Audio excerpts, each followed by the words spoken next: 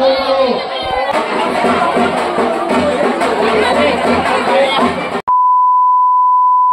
হচ্ছে আমরা গঙ্গা থেকে এইমাত্র জাস্ট আসলাম, আসার পর এখন রেডি হয়ে গেছি অলরেডি। জামাটা পরে কেমন লাগছে অবশ্যই কমেন্টে জানিয়ে দিও। আর এখন হচ্ছে ঠাকুর আনতে যাবো। ঠাকুরটা হচ্ছে আমাদের কাঁধে করে নিয়ে আসা হয়, সেই জন্য কাঁধে কাঁধ লাগাতে হবে, বুঝতে পারছো। ভিডিও করতে পারবো না হয়তো ঠিকঠাক করে, তাও আমি চেষ্টা করবো, যতটা পারবো করবো। হ্যাঁ চলো এখন যাওয়া যাক। আর বাইরে কিন্তু এখন গান চলছে, সেই জন্য আমি ঘরের মধ্যে এসে ভিডিও করলাম। তো ভাই এখন হচ্ছে আমরা যাচ্ছি ঠাকুর আনতে, যেতে পারছো। এই যে বাস নিয়ে নিয়েছি কাঁধের মধ্যে, এখন হচ্ছে বাস নিয়ে ঠাকুরটাকে বাঁধবো, বেঁধে তারপর আবার বাড়ির দিকে আসবো। চলো যাওয়া যাক। আর তার মধ্যে ওয়েদারটা এত খারাপ, বৃষ্টি পড়ছে, ঠিক আছে, রাস্তা পুরো ভেজা ভেজা। যদিও গাইস ফাইনালি আমরা চলে এসেছি ঠাকুর আনতে। এখন কিন্তু ঠাকুরটাকে সুন্দর করে চারিদিকে বাঁশ দিয়ে বাঁধা হচ্ছে, কারণ ঠাকুর প্রত্যেকবারই কাঁধে করে যায়। দেখতে কিন্তু বেশ দারুণ লাগে। প্রত্যেকবারই শীতলা পুজোর সময় এত গরম থাকে, রোদ্দুরের মধ্যে ঠাকুর নিয়ে যেতে প্রচন্ড পরিমাণের কষ্ট হয়, কারণ হাই রোড দিয়ে নিয়ে যাওয়া হয় আর রোড প্রচন্ড গরম হয়ে থাকে, খালি পায়ে নিয়ে যাওয়া হয়, ফোসকা পড়ে যায় পায়ের মধ্যে। কিন্তু এবছর ঠাকুর নিয়ে যেতে একদম কষ্ট হবে না, কারণ সকাল থেকে ভালোই মতনই বৃষ্টি হচ্ছে, রাস্তা হালকা ভেজা ভেজা রয়েছে, রোদ্দুরের তাপটা খুব বেশি নেই। ঠাকুরটাকে দেখতে কিন্তু বেশ দারুণ লাগছে। ঠাকুর কিন্তু এখন এখান থেকে বার করে নেওয়া হচ্ছে, কারণ মন্দিরের উদ্দেশ্যে রওনা দেবে। প্রত্যেক বছর কিন্তু এই সময়টা প্রচন্ড পরিমাণে গরম থাকে, কিন্তু এই বছর হালকা একটু বৃষ্টি হওয়ার জন্য একটু ঠান্ডা ঠান্ডা ওয়েদার হয়েছিল। বাট এখন কিন্তু একটু রোদ্দুর উঠেছে, কারণ ঠাকুর নিয়ে যাওয়া হচ্ছে, রোদ্দুর উঠবে না তাই এখনো হয় না। তোমাদেরকে তো বলতেই ভুলে গিয়েছিলাম, এই বছর এই পুজো 40 বছরে পদার্পণ করেছে।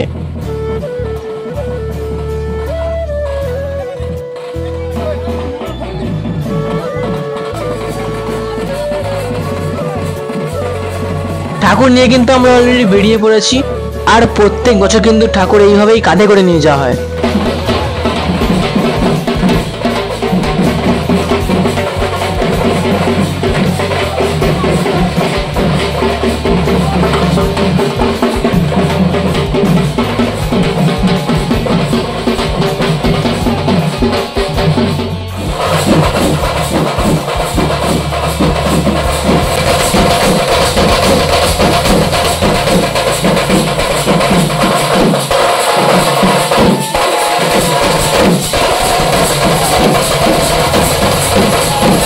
সো গাইস তোমরা দেখতে পাচ্ছ ঠাকুর কিন্তু এখন এখানে বরণ করা হচ্ছে, আর বরণের পরে কিন্তু ঠাকুর আবার নিজের আসন গ্রহণ করবে।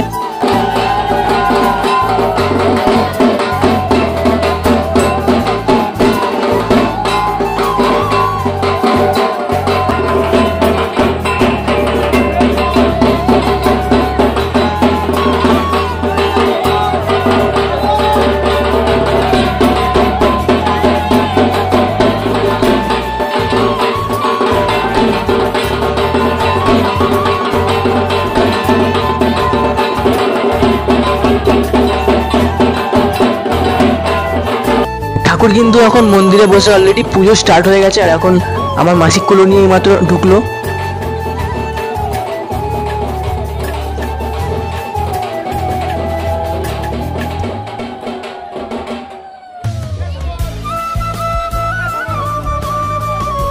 আর বাইরেটা থেকে একবার দেখো কতটা পরিমাণে ভিড় হয়েছে, কত লোকজন এসছে। আর একটু পরে কিন্তু আরো ভিড় বেড়ে যাবে। আর আমরা ছিলাম মন্দিরের ভেতরে টুকিটাকি কাজ টাজ করছিলাম, আর পাশ থেকে মামা বলছিল একটু আমাকে ভিডিওতে নে, তারপর আবার একটু হাই করে দিল। তারপর পুজোর নিয়ম অনুযায়ী ধুনুচি নিয়ে মন্দিরের চারিপাশ দিয়ে কয়েকবার পাক খাওয়া হলো। আর দেখতে পাচ্ছ সবাই সঙ্গে সঙ্গে যাচ্ছে, ঘুরছে, এবং আমার মা মাসিরা তো পুরো নেচে ফাটিয়ে দিয়েছে।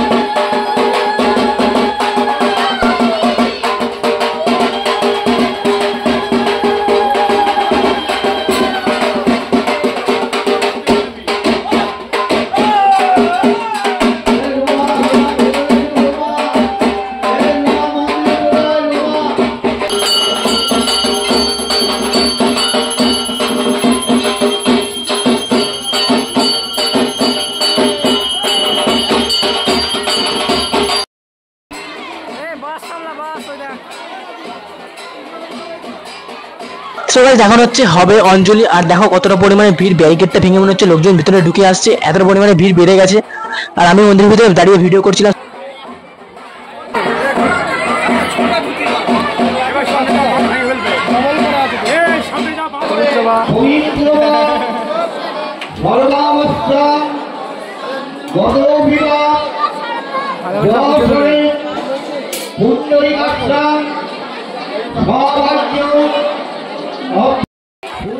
অঞ্জলি দিয়ে সবাই চলে এসেছে মন্দিরের একদম সাইডে। এখানে চন্দ্রমিত্র দেওয়া হবে সবার জন্য, ড্রাম চন্দ্রমিত্র রেডি করা হয়েছে, দেখতেই পাচ্ছ। লোকে কিন্তু ঘট গ্লাস যা পেরেছে বাড়িয়ে দিয়েছে, আর প্রত্যেকে কিন্তু এই চন্দ্রমিত্র খেয়েই উপোস ভঙ্গ করে।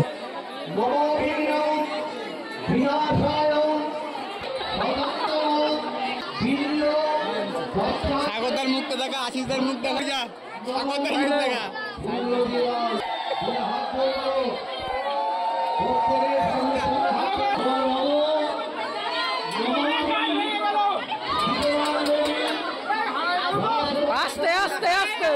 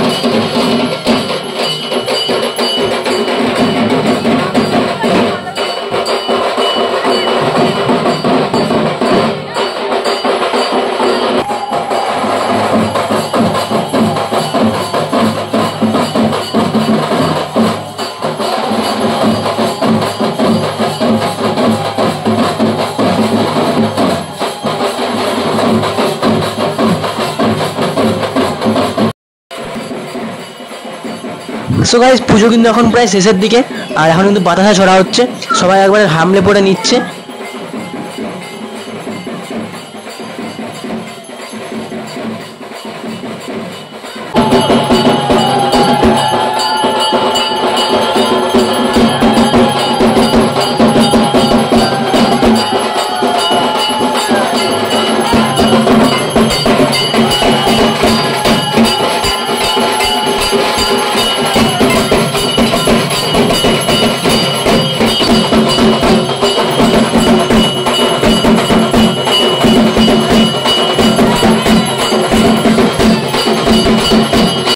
সারাদিন ধরে অনেক খাটাখাটি হয়েছে, ঠিক আছে, আর এখন কিন্তু একদম এনার্জি নেই। তো সকাল থেকে প্রচুর লেভেলে খাটাখাটি করেছি, ঠাকুর আনা থেকে শুরু করে ঠাকুর একদম পুজো শেষ পর্যন্ত। তো খাওয়া দাওয়া ঠিকঠাক হয়েছিল না, তার মানে এখন একটুখানি ঘুম থেকে উঠে জাস্ট একটু ফ্রেশ লাগছে।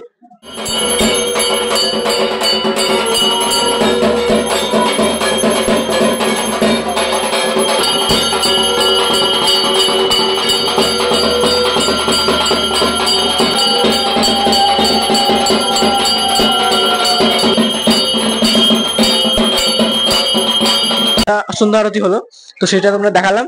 তো এখন আর কিছু দেখানোর নেই, এখন মোটামুটি এখানে পুজোর এখানে ফাঁকাই রয়েছে। তো আবার দেখা হচ্ছে কালকে। আর এখন তো মোটামুটি রয়েছে মেলা খেলা এসব তো রয়েছেই, তো সেগুলো তখন তোমরা দেখাবো, একটুখানি শেয়ার করবো মেলাগুলো কতটা কি বসেছে, কেমন কি হয় সেইগুলো, ঠিক আছে। গাইস এখন হচ্ছে আমরা মেলাতে এসেছি, দেখতে পাচ্ছ কত মেলা বসেছে, এদিকে দোকানপাট, এদিকে ফুচকা বসছে, ওইদিকে আইসক্রিম ঘুগনি অনেক দোকানপাট বসেছে, দেখতে পাচ্ছ গাইস।